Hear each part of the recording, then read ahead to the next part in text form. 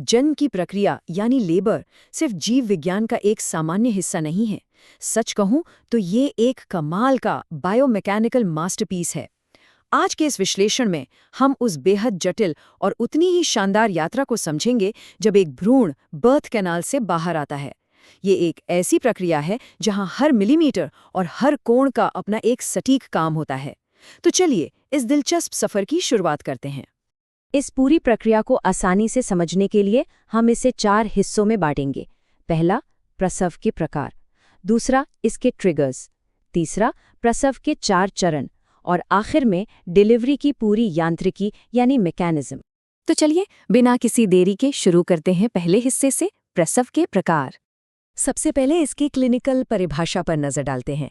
असल में लेबर वो प्रक्रिया है जिसमें गर्भाधान का उत्पाद यानी भ्रूण गर्भाशय से योनि मार्ग के जरिए बाहर आता है।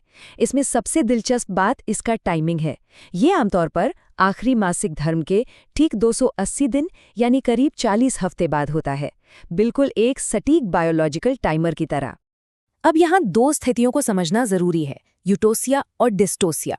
नॉर्मल लेबर, जिसे यूटोसिया कहा जाता है, वो अपने आप शुरू होता है। इसमें शिशु का सर नीचे की तरफ होता है, जिसे वर्टेक्स प्रेजेंटेशन कहते हैं, और किसी बाहरी मदद की जरूरत नहीं पड़ती। वहीं डिस्टोसिया यानी असामान्य प्रसव में कृत्रिम मदद लेनी पड़ती है और समय भी बहुत अधिक या बहुत कम लग सकता है। वैसे आज का हमारा पूरा फोकस सिर्फ यूटोसिया यानी इस प्राकृतिक और स्वतः होने वाले प्रसव के चमत्कारों पर ही रहेगा। आगे बढ़ते हैं दूसरे हिस्से की तरफ, द ट्रिगर्स, यानी आखिर इसकी शुरुआत कैसे होती है। हमारा शरीर ये कैसे तय करता है कि अब वक्त आ गया है? सच तो ये है कि इसे शुरू करने के लिए कोई एक स्विच नहीं है। ये हार्मोन्स और मैकेनिकल बदलावों की एक पूरी सिम्फनी है। एस्ट्रोजन बढ़ता है, प्रोजेस्टेरोन कम होता है, लेकिन सबसे हैरान करने वाली बात भ्रूण का खुद का योगदान है। भ्रूण का अपना hypothalamic pituitary adrenal axis activate होता है और वो कॉर्टिसोल जैसा स्ट्रेस हार्मोन रिलीज करता है। मतलब शिशु खुद अपने जन्म की प्रोसेस शुरू करने में एक एक्टिव रोल निभा रहा है ना कमाल की बात? अब इस प्रोसेस के असल में शुरू होने से पहले शरीर अक्सर आभासी प्रसव पीड़ा या फॉल्स पेन्स के जरिए एक तरह की रिहर्सल करता है। लेकिन जो असली दर्द है यानी ट्रू पेन्स, वो बिल्कुल अलग है। ये लगातार एक रेगुलर इंटरवल पर आते हैं, इनकी इंटेंसिटी बढ़ती जाती है और सबसे जरूरी बात, ये गर्भाशय ग्रीवा यानी सर्विक्स में असली बदलाव लाते हैं, जिसे सर्वाइकल डायलेशन कहते हैं। इस बदलाव के दौरान एक शो यानी सर्वाइकल म्यूकस प्लग बाहर आता है और साथ ही बनती है बैग ऑफ वाटर्स। ये एमनियोटिक सैक बिल्कुल एक पच्चर या वेज की तरह नीचे की तरफ दबाव डालता है, जो सर्वाइकल कैनाल को चौड़ा करने और खोलने में जबरदस्त मैकेनिकल मदद करता है। अब आते हैं तीसरे हिस्से पर, प्रसव के 4 चरण।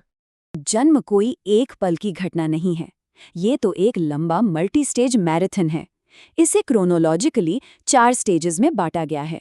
पहले स्टेज में सर्विक्स पूरी तरह खुलता है, दूसरे स्टेज में शिशु बाहर आता है, तीसरे में प्लेसेंटा की डिलीवरी होती है और एक चौथी स्टेज भी होती है जिसे अक्सर भुला दिया जाता है, डिलीवरी के ठीक बाद का 1 घंटे का ऑब्जर्वेशन और रिकवरी टाइम। ये भी उतना ही अहम है। पहली स्टेज में कई उतार चढ़ाव आते हैं। इसके लेटेंट फेज में सब कुछ बहुत धीमा होता है, करीब 6 से 8 घंटे लग सकते हैं और संकुचन 15 से 20 मिनट के गैप में आते हैं। पर जैसे ही ट्रांजिशन फेज आता है, गेम बिल्कुल बदल जाता है। सर्विक्स 8 से 10 सेंटीमीटर तक खुल जाता है और संकुचन बेहद तेज और हर 2 से 3 मिनट में होने लगते हैं। शरीर अब शिशु को बाहर धकेलने के लिए पूरी तरह तैयार है। इसी पॉइंट पर एक बहुत ही अनोखी बायोलॉजिकल घटना होती है, यूटेराइन रिट्रैक्शन। आम मांसपेशियां सिकुड़ने के बाद वापस अपनी नॉर्मल लंबाई में आ जाती हैं, राइट? लेकिन गर्भाशय के ऊपरी हिस्से के फाइबर हर संकुचन के बाद स्थायी रूप से छोटे हो जाते हैं। ये बिल्कुल एक मैकेनिकल रैचेट सिस्टम की तरह काम करता है। ये भ्रूण को लगातार नीचे धकेलता है, वापस ऊपर आने ही नहीं देता और वहीं नीचे का हिस्सा फैलकर रास्ता बनाता जाता है। चलिए अब हम अपने चौथे और आखिरी हिस्से पर आते हैं, डिलीवरी की यांत्रिकी यानी मैकेनिज्म। शिशु का पेल्विस से होकर गुजरना किसी 3D पजल को सॉल्व करने जैसा है। एंगेजमेंट से लेकर धड़ के बाहर आने तक ये 6 कदमों का एक बेहद जटिल और सटीक कोरियोग्राफ किया गया डांस है, एकदम नाप तौल कर। सबसे पहली मूवमेंट को देखते हैं। जब शिशु का सिर पेल्विस में प्रवेश करता है तो वह लगातार नीचे की तरफ खिसकता है। यहाँ सबसे जरूरी है फ्लेक्शन। शिशु अपनी ठुड्डी को छाती से लगा लेता है, बिल्कुल वैसे जैसे किसी संकरी जगह से निकलने के लिए हम खुद को सिकोड़ लेते हैं। इसकी वजह से शिशु के सिर का सबसे छोटा डायमीटर बर्थ कैनाल के सामने आता है, जिससे नीचे आना आसान हो जाता है। इसके बाद आता है एक बहुत ही अहम मोड़, इंटरनल रोटेशन। पेल्विस के आकार की वजह से आगे बढ़ने के लिए शिशु के सिर को करीब 45 डिग्री के एंगल पर घूमना पड़ता है। ये ट्विस्ट उसे पेल्विक आउटलेट के सबसे चौड़े हिस्से में ले आता है। इसके ठीक बाद होती है क्राउनिंग, मतलब अब संकुचन रुकने पर भी सिर वापस अंदर नहीं जाता। फिर होता है एक्सटेंशन, जहां शिशु का सिर मुड़ी हुई स्थिति से निकलकर पेल्विक फ्लोर को पार करता है। अब सिर बाहर आ चुका है, पर उसके बाद जो होता है वो सच में साइंस का चमत्कार है। इसे रेस्टिट्यूशन और एक्सटर्नल रोटेशन कहते हैं। याद है शिशु का सिर अंदर 45 डिग्री घूमा था? अब क्योंकि उसके कंधे अभी भी पेल्विस के अंदर हैं और उनका एंगल अलग है, शिशु का सिर नेचुरल तरीके से वापस उसी दिशा में घूम जाता है ताकि वो अंदर फंसे हुए कंधों की लाइन में आ सके। ये शरीर का खुद को फिर से अलाइन करने का कमाल का तरीका है। और आखिर में बारी आती है धड़ के बाहर आने की।